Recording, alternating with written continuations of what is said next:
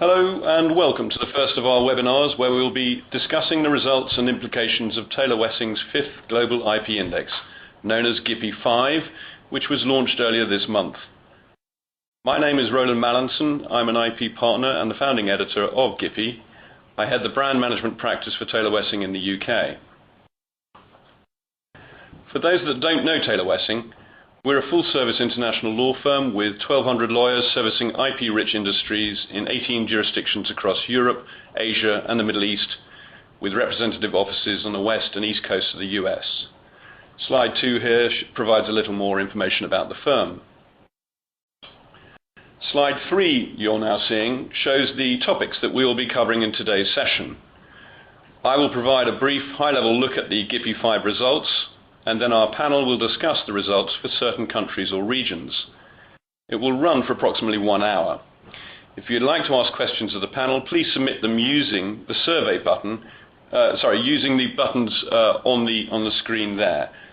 We'd also be very grateful to receive your feedback using the survey button, which is on the right of the colourful buttons at the bottom. It's an icon that looks a bit like a clipboard.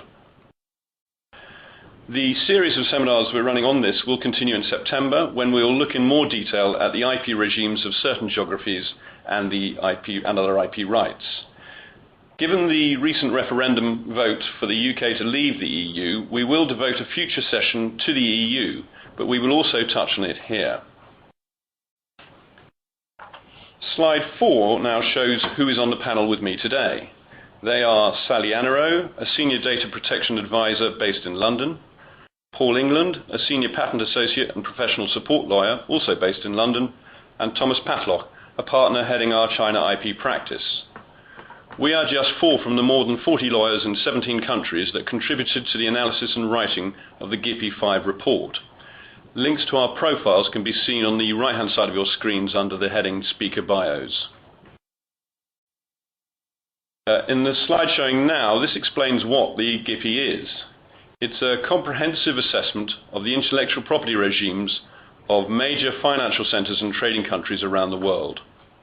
It's based on the results of a survey with over 8,500 country assessments that is combined with empirical data such as the number of patents or trademarks filed and the sources of counterfeit goods seized by customs for that country.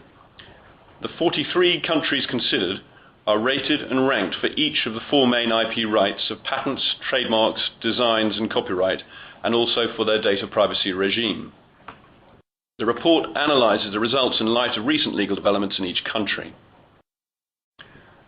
The next slide shows the overall ranks and ratings for all 43 countries considered, and it picks out some key results. If you are having difficulty seeing the table, you can have a look at the ebook version of the report on our website if you search for the GIPI. You can also see previous GIPI reports there on our website. Before coming to the GIPI 5 country rankings, the GIPI 5 survey identified some general trends since GIPI 4. So businesses are again spending more time and more money on IP matters than before. Now we have 2/3 of respondents are saying that they're spending more time on IP. This is up from 60% in GIPI 4, and 53% are spending more money on IP, up from 46% in GIPI 4. The range of ratings between top and bottom positions has increased slightly to 118 points this year, after being less than 100 in GIPI 4. The range has, however, narrowed considerably over 5 years. It was 320 in GIPI 1, showing improvements at the bottom end, but not always at the top end. The new form GIPI 5 survey was designed to capture what factors particularly influenced the scoring for respondents. From this it was clear that the overall cost was the factor cited most often by respondents, which is unsurprising given that more is being spent on IP than previously. However, it wasn't true for all IP rights. For patents, it was the specialization and competence of the judges, and also access to good legal advice that were the most influential factors. Scores for the cost effectiveness of enforcement were also important. They put the Netherlands and Germany consistently at the top of the table and the USA consistently towards the bottom.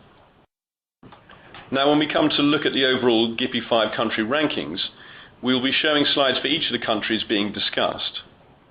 These are taken from our interactive GIPI5 map, which is again accessible via our website. This is probably the easiest way to see the results and our analysis for each individual country. I pick out just a few headlines points here. The first and most obvious one is that the Netherlands now tops the table, but with the UK and Germany close behind. These three form the smaller than usual Tier 1 band of countries. The Dutch and German regimes also feature in the top three for each of patents, trademarks, designs and copyright. We have the UAE and Saudi Arabia having fallen 9 and 12 places respectively. Canada is up 7 places, Switzerland is down 7 places. Russia suffered a dramatic drop from near the top to the very bottom of the Data Protection Index. As Sally will explain more, this sub-index tends to reverse the country order of the other IP tables, since the countries scoring highly are those with little or no regulation. Perhaps the most startling and surprising result has been the USA's fall of 14 places. It is now in the bottom half of the table. It's now in Tier 4 out of 5 tiers. This is bearing in mind that it started life in Tier 1 in GIPI 1, 2 and 3. It's now rated 24th out of 43 countries. It's below Malaysia, it's below Hungary, it's below South Africa, and alongside Chile. So if I now turn to the panel, obviously one of the biggest changes from previous GIPIs has been the fall of the USA. For Sally, first off, has the US fallen in all areas, and what explanation is there for its fall? Thanks, Roland. As Roland mentioned, I should perhaps start off by saying that when you're looking at the data protection table, it does need to be read slightly differently. In particular, the way the indices are calculated means that those countries that either perhaps have no data protection laws, or laws that are considered weak or immature or outdated, or perhaps haven't experienced significant changes that have created compliance challenges recently, all those types of jurisdictions are going to be at the top end of the data protection table, whereas those where there's a tougher data protection regime or where recent changes in the law have raised the compliance burden in relation to the processing of personal data are going to be towards the bottom of the data protection table. And with that in mind, certainly in the case of the United States, we've seen the country move 14 places up the data protection table, meaning that it's keeping company with those countries that are perceived as having weaker data protection regimes. Now, this may reflect the fact that in recent years it's been a bit of a turbulent time for the US. It's been marked by cybersecurity incidents and most notably the global political outcry that arose from the revelations by Edward Snowden of mass surveillance of EU citizens' data by the US intelligence agencies. And you may recall that the Snowden revelations set the groundwork for the invalidation last year of the Safe Harbour data export scheme, which ended EU recognition of data transfers made under that particular arrangement, and indirectly cast doubt on other legally recognised data export mechanisms, which as a result has caused some sort of widespread disruption and uncertainty among EU and US businesses. Just to recap on why this is an issue, EU data protection law prohibits the transfer of personal data, so data about individuals who can be identified from that information, to countries or territories outside the EEA unless those destination countries are considered to provide an adequate protection for that data. And one of the ways certain US organisations used to be able to demonstrate that required level of protection was by signing up to a set of safe harbour principles, a kind of self-certification standard approved by the European Commission and operated by the US Department of Commerce and enforced by the Federal Trade Commission. The safe harbour regime came under scrutiny in the wake of the Snowden revelations around mass surveillance of European citizens' data by US intelligence agencies. And while the European Parliament called for the safe harbour scheme suspension, the Commission decided on a more sort of practical approach of renegotiating the safe harbour scheme. Meanwhile, however, there was an Austrian student called Max Schrems who had issued proceedings against Facebook Ireland, and his objection was to the fact that its servers were located in the USA on the basis that the USA offered no real protection of EU citizens' data against that state surveillance that the Snowden revelations revealed.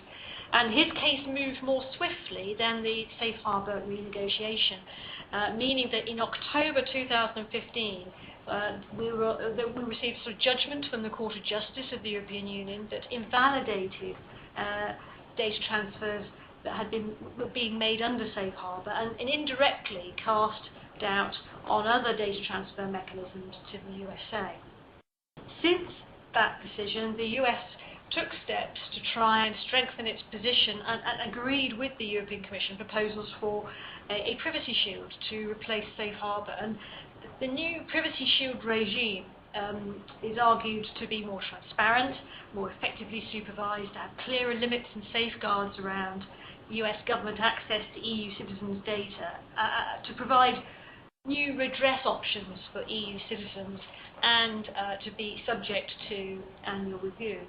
Unfortunately, the European data protection regulators felt that the initial proposed replacement didn't go far enough and that more work was needed. And they pointed in particular to the need for European law and data protection principles to be more effectively sort of worked into the Privacy Shield scheme, that the scheme should have a clearer and easier system of recourse for European citizens who are affected by the processing of their data, that the scheme would need to be reviewed in the light of the general data protection regulation, the new European data protection law that is in the process of being revised, and that there should be more effective oversight and redress.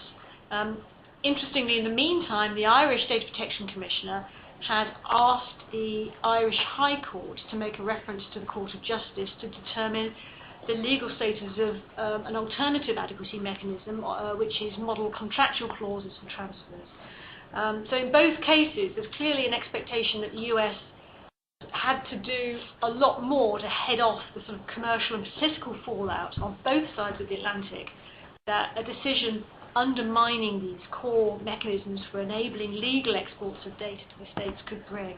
And certainly in that respect, it's anticipated that we're going to see a revised Privacy Shield proposal to be unveiled in July. Thanks, Sally. So I'm going to look at the trademark designs and copyright side of things. The US is now 15th for trademarks, that's down 5 places, 17th for copyright, down 14 places, and 42nd for designs, down a massive 25 places, and this is after its fall of 12 places for designs in GIPI 4. On cost effectiveness, it came third from last for trademarks and second to last for copyright and designs. Given how overall cost and cost effectiveness are clearly key factors for our respondents, this explains much of the USA's fall in the main GIPI index. One respondent summarised for many others the collective view that the US trademark application process in particular is, quote, cumbersome and excessive. 2 newsworthy matters will also have affected the USA's results, we think. The first was the US court ruling that allowed Google Books to continue its practice of scanning and publishing large extracts from books. The second was the shelving of the much talked about fashion bill, which would have finally introduced some protection for fashion designs. Its design patent system is seen as too narrowly confined to offer commercially effective protection for designers. Paul's going to talk us through the patent issues in the US. Yes, thanks, Roland. Well, in the patents index, the US has actually bucked the overall trend amongst the other IP indices by registering a move up 1 place to equal 10th with France. But this result does disguise some problems for the US in the detail. In particular, the US is not ranked highly as a jurisdiction for challenging patents in GIPI 5. This is despite the introduction of a new procedure that allows the challenge of patent validity by a third party at the Patent Trial and Appeal Board, instead of merely by counterclaim to an infringement suit, which had previously been the case. It may be that this procedure, which came in with the legislation known as the America Invents Act, is just too recent for users of the system to have yet fully tested its effect, and therefore it hasn't come through in the rankings. But furthermore, another criticism is that respondents have expressed frustration with perceived bureaucracy by the USPTO when registering patents. And it's anecdotal, but one respondent actually says, and I quote, "We have had patents attempted to be rejected because of the English spelling of the word colour." But these downsides don't mean that patentees will not use the US system, of course. The US is far too commercially significant for that, and US law and jurisdiction is, of course, very important and remains popular for patent transactions. Indeed, it's the success of the US in this respect, as well as for patent enforcement, that ultimately, I think, holds it up in the rankings. So we've looked at the US now. The impression we got from the GIPI 4 report was that things may have slightly improved in China. Now, Thomas, is that still the case generally? And Sally, can you comment from a data protection perspective on the position in China? Thank you, Roland. The Chinese government in the period between the last GIPI and the current GIPI 5 has made significant efforts to further improve the IP regime. On the legislative side, scope and intensity of protection of IP rights have been overall enhanced. In the past 2 to 3 years alone, the trademark law and its implementing regulations have been revised and entered into force on May 1, 2014. Graphical user interfaces now can enjoy protection under Chinese patent law. And to battle the ever-increasing number of infringements taking place on the Internet, the State Administration for Industry and Commerce implemented new measures for the administration of online trading in March 2014. In the area of patents, on May 29, 2015, State Intellectual Property Office SIPO issued new measures for administrative law enforcement in connection with patents, considerably strengthening the authority of Administrative IP Bureau to enforce patent rights in China. This trend for strengthening remedies and sanctions against infringers continues in 2016. The Supreme People's Court has just issued new judicial interpretations on the infringement of patent rights, and in these interpretations, principles of how to determine patent infringement have been clarified and the liability for contributory infringement greatly increased. Concerning the Internet and copyright protection, in conjunction with the campaign SwordNet 2015, targeting online piracy, a significant number of administrative rules and regulations targeting copyright infringement have been issued, such as the opinions on strengthening control of infringement and passing of the Internet, issued by the General Office of the State Council. These opinions target new transmission methods, such as third-party applications of smart mobile terminals, cloud storage space, Weibo and WeChat, and makes them subject to copyright oversight. On the other hand, the copyright law revision itself has not advanced further and appears to be stuck due to a deadlock of differing opinions by multiple agencies competing for competencies in the area of publishing, online services, and copyright protection. And in spite of many calls for it, also no trade secret protection law has yet been passed.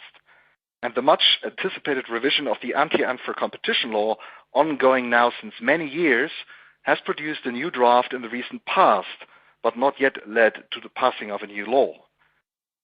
On the other hand, the use of the IP system in China has also intensified over the past years. In 2015, more than 2.6 million trademarks have been filed in comparison to about 1.6 million 3 years before. In the area of patents, which includes utility models and designs in the form of design patents in China, more than 2.7 million applications were filed in 2014. And in relation to enforcement, the Civil Procedure Law was revised in 2012, followed by the Administrative Procedure Law in 2014. At the end of 2014, a new IP court for IP-related cases has been established in several cities throughout China, including Beijing, Shanghai, and Guangzhou. The number of court disputes continues to rise and has broken the ceiling of 100,000 IP cases newly filed in 2015. We note, however, that in particular in the area of trademarks enforcement, actions by administrative authorities on behalf of foreign right owners have significantly dropped over the past years since 2011 and have reached almost only half of the number of previously 17,000 enforcement cases in 2011. Finally, in the area of competition law, on April 7, 2015, the State Administration of Industry and Commerce finalized provisions for the prohibition of acts of abusing intellectual property rights to eliminate or restrict competition.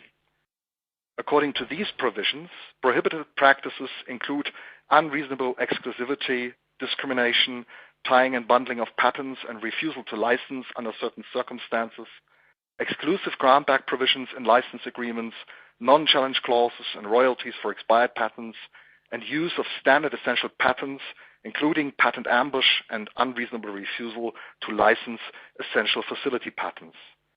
These rules, together with decisions to punish the US patent holder Qualcomm for abuse of intellectual property rights, may have contributed to an overall more negative rating of the Chinese IP system as such in the GIPI 5. In summary, in spite of many efforts, China has not managed to improve its ranking on trademarks and remains close to the bottom. The only upward trend we noted was on patents. The trend of China regressing on trademark protection, as already noted in GIPI 4, seems to continue unabated. Given 4 new entrants in the survey, the maintaining of second-last position in the ranking on trademarks actually means a drop in the ranking again. And the still negative perception on trademarks in China may be explained with the continuous problem of bad faith applications. While many hopes were put into the revision of the trademark law, these hopes were disappointed. Key issues, such as better definition on bad faith behavior, were dodged and not provided for under the revised trademark law. The survey mirrors this in a number of comments on insufficient body on clear IP laws. And Chinese courts until today continue to require a very high burden of proof of right holders in terms of enforcing, including for cancelling trademarks registered in bad faith, resulting in a poor performance on the rating for obtaining and enforcing trademarks. To have a quote here, a real headache for right owners remain the excruciatingly high burden of proof, including on bad faith applications and own reputation in the market. End of quote. The drop in rankings, therefore, in our view, are more a result of an ongoing gargantuan task to deal with the transitioning economy and digital revolution, and IP protection, and a perceived need by the Chinese government to intervene more strongly on issues such as perceived anti-competitive behavior by IP right owners. Fundamentally, the system in terms of legislation continues to improve, and higher damage awards and statements by the President Xu of the new IP court in Beijing have been announced, which gives hope to a better development in the future, and that in the next GIPI we will see some more positive movements up the table. Sally, over to you. Thank you. And then looking beyond China then, I think for our panel, are there any trends that could be identified for other Asian, ASEAN and Pacific Rim countries? And perhaps we'll start with Sally for looking at the's data protection regimes. Well, actually, I do have a few comments to make on China as well. It's actually an interesting country for the reason that, and it slightly bucks the trend on what Thomas was saying from a data protection perspective, because although it doesn't have specific data protection law yet, it has moved down the data protection table, which it says is in more of a sort of move up from a broader perspective, to keep company with those countries that have traditionally have tougher and more established data protection regimes. China instead relies on a mix of legislative rules for protection of personal data, and certainly 2015 was a year of substantial initiatives and various legislative developments.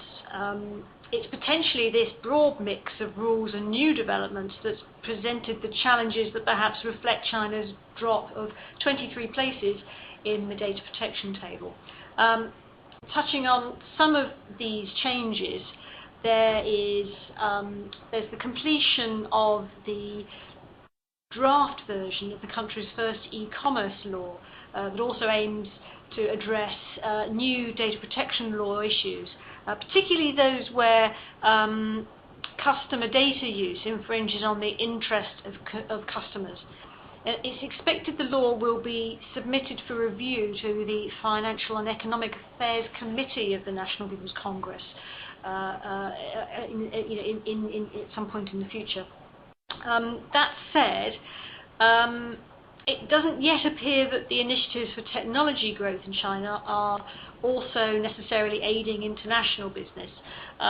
One respondent said that, quote, new business models which build on cross-border exchange of data are not really welcome in China unless controlled by the government.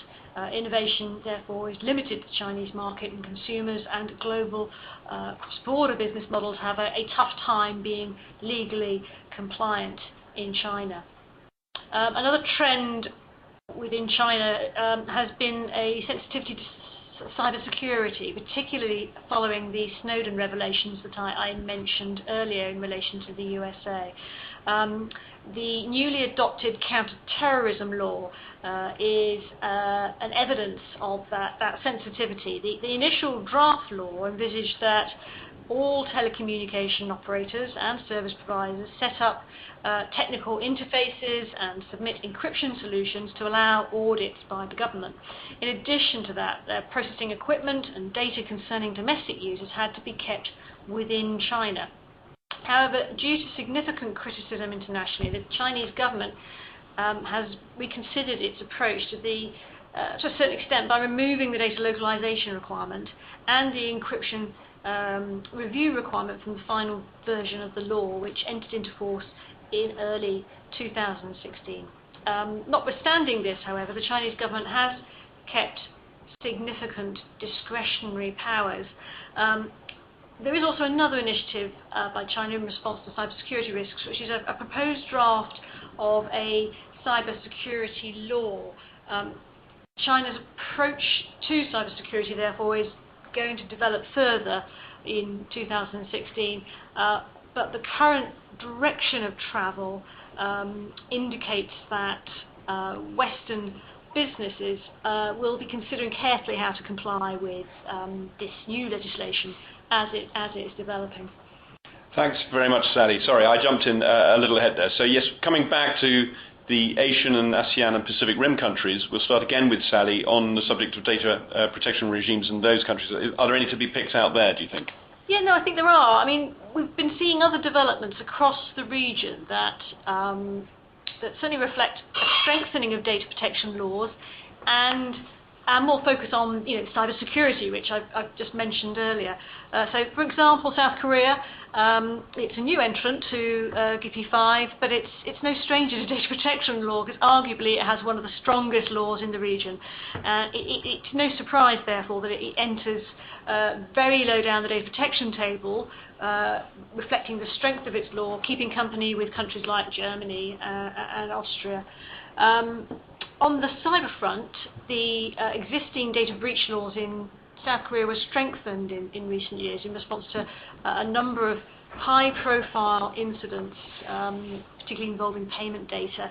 And also in July last year, there was an amendment to the Personal Information Act in South Korea, or PIPA, that provided for the possibility of court-awarded damages for breaches leading to loss, theft, leakage, forgery, alteration or impairment of personal information up to 3 times the damages caused by the breach, and also introducing enhanced enforcement powers from the regulators. So this change to the law is due to come into force in July this year, next month, and could lead to potentially more litigation flowing from breach incidents.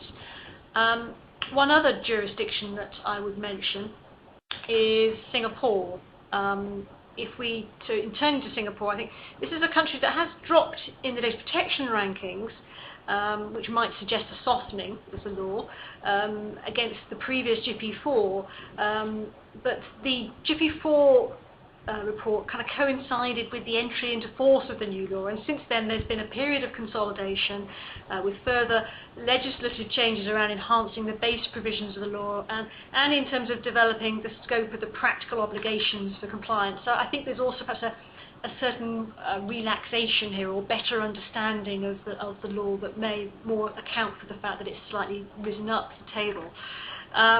and that's also in the context of guidance for how to manage individuals' rights of access and industry guidelines on compliance. And from a cyber and a breach perspective, this includes guidance on data breach management as well. So thanks, Sally. So if I look at the trademark copyright design side of things in this region, I was going to pick out 3 countries in particular, actually starting where Sally left off with Singapore. Its government is seeking to position the country as a design hub in the region. However, its decision not to provide unregistered design protection and to remove copyright protection once 50 articles of a particular design have been made are likely to limit the attractiveness of its design regime to outsiders. Another country I did want to mention was India. Its trademark office hit the headlines this year for all the wrong reasons. Its mass abandonment, and then partly reversed, of many pending trademark applications only served to highlight its problems. India has been particularly criticised by the respondents to the GIPI survey for the long delays in issuing decisions in opposition and cancellation actions. However, its recent accession to the Madrid International System is a material step forward at least, and they have been working to improve the court systems. Finally, for me, Australia is worth picking out. It's dropped 5 places for trademarks since GIPI 4. Based on the respondents' comments we saw, this seems to be the result in particular of Australia being the first country to introduce compulsory debranding of a consumer product that, for now at least, is still legal to sell. I'm referring, of course, to the plain packaging of tobacco products, which is a controversial subject for most brand owners, not just tobacco companies. With recent EU Court of Justice and also UK court decisions going against the tobacco companies, this legislation looks set to be more widespread, with potentially wider implications on future GIPI results. There is still a WTO complaint against the Australian government to be heard about this issue. Paul, on patents. Yes, well, the first thing I would note is that Japan and South Korea remain in the top half of the table overall, although slightly down on GIPI 4. So these countries continue to provide solid patent jurisdictions in this region, which is good to see, and it's as you might expect, given that they're economies that are very much invested in technology. But the real story, I think, from this region is Australia. Actually, in fact, all of the major common law jurisdictions have seen a move upwards this year in GIPI 5 rankings, having fallen by roughly an equal measure in GIPI 4. But apart from the UK, Australia is much the best of them, at 4th place. This is in part because the Australian legal system is robust and well respected in general anyway, and well-reasoned decisions on patent disputes concerning technical subject matter are by no means uncommon. But what may have given the country an extra lift in GIPI 5, because it's gone up 4 places to get to that 4th place, is general high regard for the Patent Office. In particular, recent reform to streamline the joint patent application process, together with New Zealand, seems to have increased the popularity of this jurisdiction, because this obviously allows one single patent application and examination process for both territories. But I shouldn't forget also that there's the Patent Prosecution Highway Programme, which ties the searching stage in with other patent offices, for example, the USPTO, the JPO and the EPO. And this is obviously creating efficiencies and the possibility of consequent savings in costs for patentees. Thanks, Paul. So that's covered the Asian, ASEAN and Pacific Rim countries. We're also going to now ask the panel to look at generally the rest of the report and see if there are other results that jump out at us and whether we can try and explain what those results were. Paul, starting again with you, I know there's a particular burning issue in the patents world right now. Yes, indeed. Well, the standout issue is, of course, not about a single country at all, in fact, but a system, and that system is the Unified Patent Court, or the UPC, and the Unitary Patent. Now, responses to GIPI 5 were generally positive to this court from respondents, despite the reservations that have been expressed during the many, many years of its development. However, 2 immediate questions now arise, of course, from the decision of the UK last week to Brexit. The first one is, can the UK remain a participant of the UPC and the unitary patent system? And when will the system now go ahead as a result of possible Brexit? So the first question, firstly, does the UK ratify the agreement?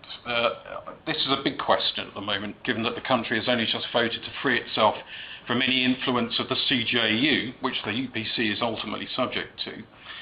If it doesn't ratify, the UPC agreement will require amendment to allow ratification without it, or perhaps substituting Italy as the next most popular country for designating European patents. If the UK is unable or unwilling to participate in the UPC, another difficult decision to be made is which member state will host the coveted life sciences section of the Central Division. This is currently in London, but the location of the Life Sciences Court was a contentious issue, and one can only expect that it will be hotly debated again, with Munich, Paris and perhaps Milan all vying to host the Life Sciences Court. We've no answers yet, and there is at least 2 years of negotiation of the UK from the EU ahead of us, in which these issues will be on the table, amongst many others. Matters are also moving fast, and people are behind the court, so I would not be surprised if a way were found to bring this court into effect with the UK on board. The question remains when. So for the time being, we continue with the national court system, which listeners can of course find out more about on our award-winning patent map, which is shown on the slide. Thank you, Paul. Award-winning indeed. Now, before I go on to Sally for data protection in these other regions, sorry, I do want to return actually to Thomas, who we lost for a moment. But Thomas, could we go back and just touch on the ASEAN and Asian Pacific Rim countries from the perspective that you have, obviously, from the China practice?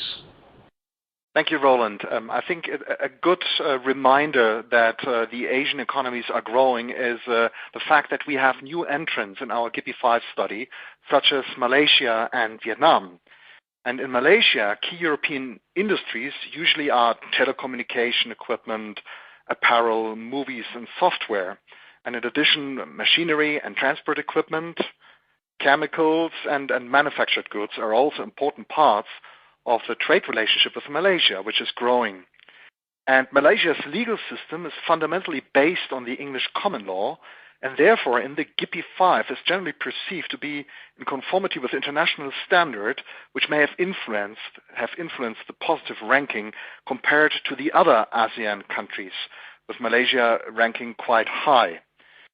The ranking provides a particularly positive judgment on copyright protection. It is possible to voluntarily register copyright in Malaysia, subject to being a citizen or permanent resident, or by entrusting an authorized representative. In cases of piracy or IP infringements, copyright owner, for example, can file complaints with the Enforcement Division of the Ministry of Domestic Trade, Cooperatives and Consumerism, or alternatively, civil litigation can be initiated. Malaysia, since 2007, has established dedicated IP courts, as the session courts and so-called high courts in 15 and 6 districts that sit in each state, handling criminal and civil cases respectively. Different to other Asian countries, criminal enforcement in Malaysia and customs seizures are perceived to be working well in some cases. That results into quite an impressive showing of Malaysia compared to many other countries in the table. Turning to Vietnam, the picture is quite different because Vietnam is close to China, but even sits on top of China. Key industries requiring particular IP attention in Vietnam are pharmaceuticals, software, and music and movie industries. Vietnam acceded to the WTO in 2007 and on paper has a quite robust set of IP legislation. But the main problem the country faces is how to further strengthen the actual enforcement mechanisms and to increase fines and damage compensation to become truly deterrent. The country, in view of the polled surveys, is lacking in practice criminal enforcement of IP rights, and as was the case with China in the past, heavily relies on handling of IP disputes by administrative authorities. For civil litigation, respondents lament local protectionism, the lack of sufficient training of judges in all areas of the country, and a very significant burden of proof for right owners to prove infringement and damages. These factors, in our view, are likely to have strongly contributed to the relatively low ranking of Vietnam in the table. However, we're looking forward to see the development in the future, as these have been new entrants and these economies are rising. We will closely monitor their further development. Over to you, Roland.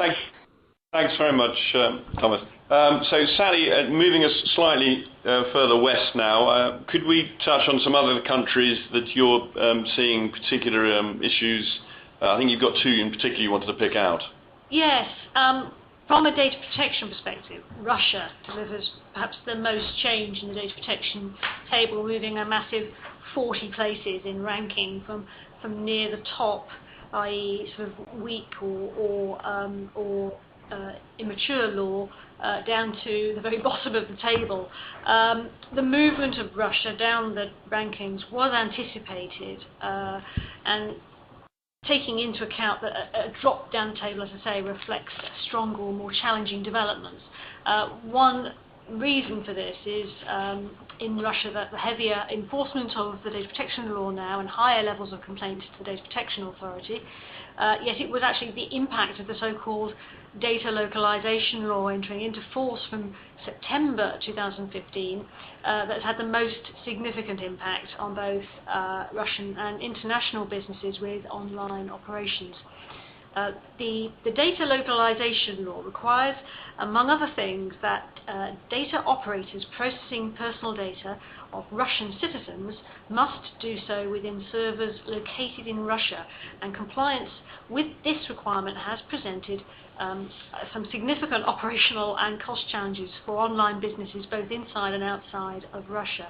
The law has been viewed as part of a broader political objective by Russian authorities post the Snowden revelations I mentioned at the very start of the webinar, to exert perhaps a greater sovereignty over the use within Russia of the internet and more ease of local security service access to local traffic data, whilst at the same time restricting perhaps the surveillance capabilities of other governments to this data, such as the USA. We have seen some other manifestations of this trend, or perhaps one smaller sort of scale example from quite another sector is Italy, for example, where there was a decision at the end of 2013 by the data protection regulator that required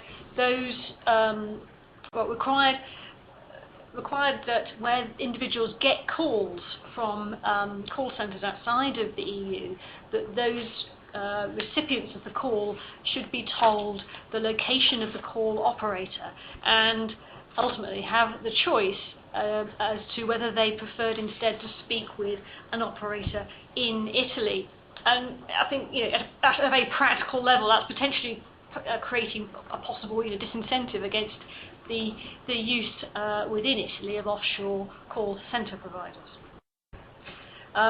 Another trend that we can't ignore is the general data protection regulation. This is the new EU data protection law that's waiting in the wings.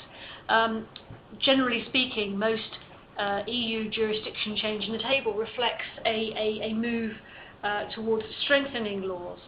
So sort of from a data protection table perspective, moving slightly down the data protection table. And this could be in anticipation of the fact that the focus of much attention in Europe since 2012 has been on the progress of the data protection reform package and say, in particular, the finalisation of the general data protection regulation, which is now due to take effect into member state law from 25th of May 2018. When it comes into force, the regulation will significantly raise the bar on current data protection compliance obligations for EU member countries, and it will introduce new concepts, rights and obligations for both data controllers and now data processors as well. In addition to there also being EU-wide data breach reporting obligations and significant penalties for non-compliance, which in relation to the upper tier of breaches could be a whacking 4% of global turnover or 20 million euros, whichever is the highest. respondents have already been making comments and have pointed to the impact on business of the transition process to compliance with this upscaled data protection law for Europe, and in particular, say, the heavier burden on compliance as they move towards that new regime. And this process of upscaling compliance is likely to be reflected further in future GIPI reports. Thanks, Sally. So, looking now at trademarks, copyright and designs, this is elsewhere in the world. Brexit again features very much, but I thought I'd start initially with the United Arab Emirates. Respondents to the GIPI 5 aired many adverse comments, not all of them polite, on the decision of the UAE's Ministry of Economy to materially increase the official trademark fees last year. That, together with the ongoing need to file a separate application for every class, has caused its scores and ranking to fall significantly in GIPI 5. This again shows how costs are important to our respondents. Ironically, in the context of the UK's Brexit vote, GIPI 5 follows a general trend of greater harmonisation in the EU in the practice of trademarks and designs, but less so for copyright. For example, the gap between the top and bottom scores amongst EU countries for trademarks is now less than 100 points, whereas it was over 200 points in the first GIPI report we did. On the other hand, GIPI 5 shows a widening of the gap in the EU for the copyright score. The gap is also widening between the top and the bottom of the copyright index generally. It seems the better regimes are getting better, but leaving the lower ones behind. Brexit is likely to have an impact on the UK's future GIPI scores, although it's generally very well regarded as an IP regime, so that's not certain. We issued an e-alert on Friday about the immediate effects of the vote, and this can be found on our website. As we stated in that, nothing is changing for now. We are anticipating that EU trademark and design rights, both registered and unregistered, will remain valid in the UK until the UK leaves the EU, and that subject to their usual duration, they're likely still to be valid and enforceable in the UK in future without any loss of priority, but in consequence of some sort of conversion process that splits them into a UK right and a rest of the EU right. There are some circumstances where a new strategy to protection may be needed for trademarks in particular, because they come with an obligation to use the mark. So in general, we see no need at the moment for changing the strategy, save where a mark protected or to be protected throughout the EU has been used or will be used only in the UK, or alternatively only in the rest of the EU other than the UK. That's one scenario where I think we do need to look at things. However, much depends on the forthcoming exit negotiations that will obviously take another couple of years or so. I think it's worth flagging now, and this applies to all IP rights and also any contractual matters, particular care is now needed on the drafting of future licenses and contracts to ensure the inclusion or not of the UK is clear, particularly when using terminology, definitions by reference to the EU. And also, the same applies when reviewing existing agreements to see what happens once the UK leaves the EU. The Brexit factor may also come into play in the choice of forum for enforcement actions going forward, since it is unclear if a pan-EU injunction granted now by a non-UK court will continue to have effect after the EU right ceases to have effect in the UK. So, just a final question really for our panel now is, I thought it would be interesting to ask each of them in turn how they think that the GIPI scores, rankings and analysis can be of use to businesses and others. And Sally, starting with you, you had some thoughts. Yeah, I think on one hand, it's a helpful temperature gauge for changes and developments that are happening across the countries that are surveyed as part of GIPI. And on that basis, it can help inform some strategic decision making within a business, perhaps making choices about where to make investments that might involve IP rights, or strategic decisions around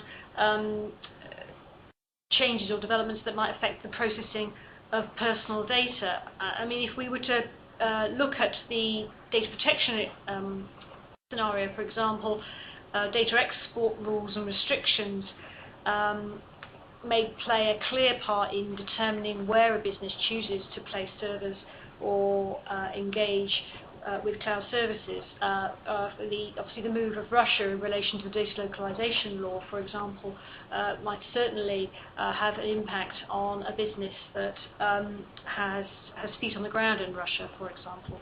Likewise, the role of the new lead supervisory authorities under the General Data Protection Regulation, when it comes into force, may mean the business that's sort of looking to decide where to place its main establishment could well be influenced by which regulator it might prefer to engage with as its lead authority for matters relevant to its compliance. Thank you, Sally. Thomas, you had some thoughts. Yeah, from my point of view, talking budget, the GIPI can help with budget planning for IP protection or enforcement programs and data protection administration.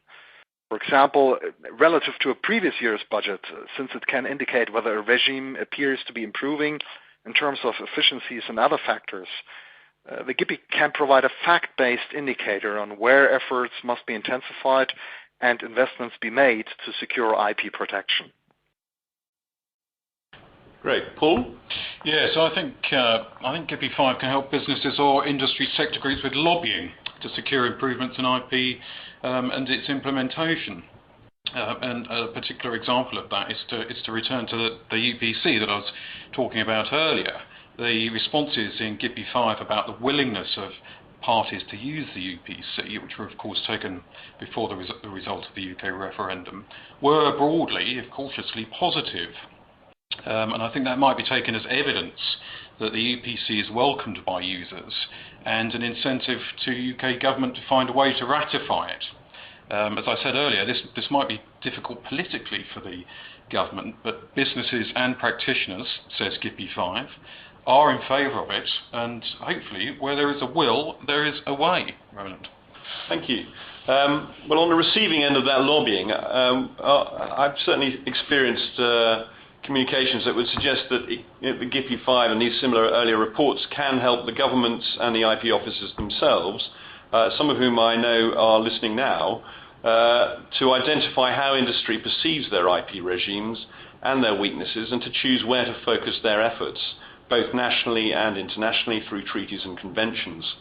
We've been pleased to see the GIPI referred to by elected representatives and government ministers in their legislatures and in government papers and statements in support of legislative changes.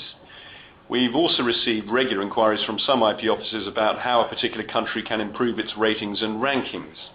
So it seems some are taking note of it, and perhaps the lobbying is useful as well from the other side. Now, this brings me to our last slide, and actually to the end of this webinar.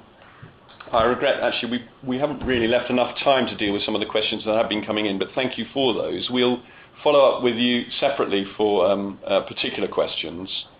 I wanted to mention that we're hosting a seminar in London on the 20th of July on the subject of Britain's potential actual exit from the EU and IP matters relating to that. We're also going to turn that into a webinar shortly afterwards, and perhaps on the same day. Details and invitations will be issued and sent out soon for those events. The next webinars in this GIPI series will otherwise be later in the autumn this year, and again, details for those will be announced later. When planning for these events, we will take into account feedback on this webinar, so I would be very grateful if you could have time to give your feedback by using that survey button that I mentioned before at the bottom of your screens there, the one that looked like a clipboard. Meanwhile, a recording of this webinar is going to be available on our website for those who've missed it, and if you want to steer colleagues to it. Please do have a look at the full GIPI 5 report and use the interactive maps, both of which are on our website. Links to them are showing on the slide there. If you prefer to have a hard copy of the GIPI 5 report, please do let us know and we can send that out. We welcome all questions and any feedback on GIPI 5. For doing that, please either email your regular Taylor Wessing contact or email me, Roland Mallinson, at the email address shown on the slide there. That just leaves me to say on behalf of Sally, Paul and Thomas, thank you for listening and goodbye.